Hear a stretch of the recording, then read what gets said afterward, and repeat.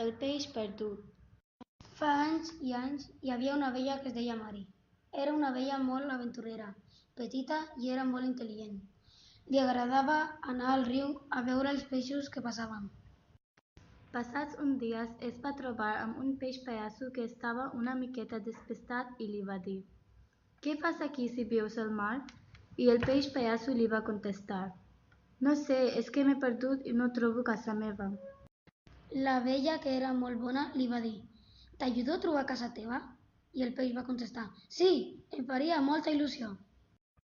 L'abella va volar fins al rusc i des d'allà va veure el mar, però va adonar-se que hi havia moltes dificultats per arribar-hi.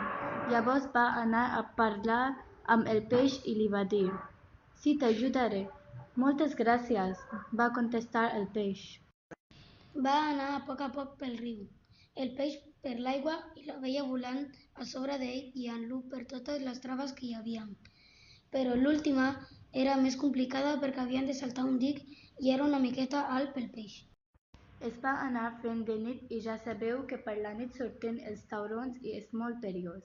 El peix pallasso es va espantar i va anar més amb compte.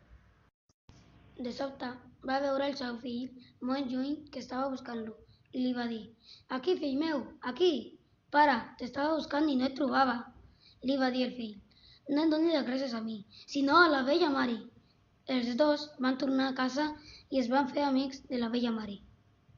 Conte contat, conte acabat.